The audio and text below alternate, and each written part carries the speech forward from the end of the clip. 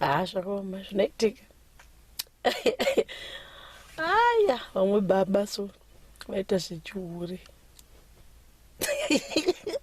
Sachihure achiite. Topa vatisoni mamusi manje. Ava vaita zvazvajaira zvemazoezi vari kudhira nemumwe hure so vari kudanana nemumwe musikana vachidanana naye. Saka musikana uyu akaona kuti mai ava murume wavo ari innocent, mukadzi wavo ari innocent baba. Handingambochiti baba ava manje. Saka musikana uyu ndobva ati zvingandinetsi ikandide svuku. Saka musikana ndobva ati baba mika ndadhila nemi kwemanguva yakareba chindipewo mari yangu. Baba vangade kuburitsa bhegi ati alright nda kuvagadzirira seis. Paenda kuna mai veve zvikanzi murume wenyu akandiapurocha chichichi ndikugara naye chichichi. Saka inini ndafunga kuti ndikudzirei plan kana muchifunga kuti zvonichi inini ndaida murume ndasingadi ndasingazoti ane mukadzi apa chinyepa manje. Zvikanzi nda kugadzirira seis murume wenyu kuti asafa akaura futi. Zvadai so manje mai vaya ndobva tano it's okay zvawafunga tinongoita izvozvo. Right. Musikana uyu ndobvaudza baba yazvikanzi zvonichi inini munoya kumba kwakati ndinenge ndiri panhamba yakati munoya kuri kumanheru.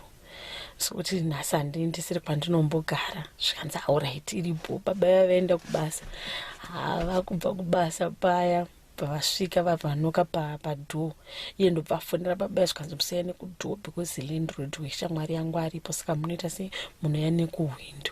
Mai vaya mukadzi wababa anga auya kumba kwegirlfriend uya kuyapinda mumagumbezi arara manje. Zvikanzi negirlfriend yemadha imimirarai mumagumbezi. Iye achanoka panoti gugugu imuva vati ndiani. Pita rakafusika pasi panojamba wachipinda nepawinda anobvasukopindira mumagumbezi kunodai so baba vanoka windo zvikanzi ndiani zvikanzi ndini zvikanzi uri kudai zvikanzi andiwati ndiwo here zvikanzi chipinda landlord wangu avadesva noise mufesi murume ndobva angojamba nelaptop bag yake kwakujambira pabhedhi akakupinda kudai so apinda mumagumbezi zvikanzi enda kunonoka so pepi zvikanzi ndangunonoka shamwari zvikanzi ndandati ukusuwa wena zvikanzi shuwa here zvikanzi zvikanzi asi ndiri kunzwa nzara zvikanzi ndakuigira kare kapizza apa buritsirwa kabhokisi kepizza zvikanzi amira ndibatidze light kati ndikamboone murima imomo zvikanzi ibatidza mai vaya kwakuenda unobatidza light zvikanzi mai jo urutsvage muno zvikanzi urutsvage chihure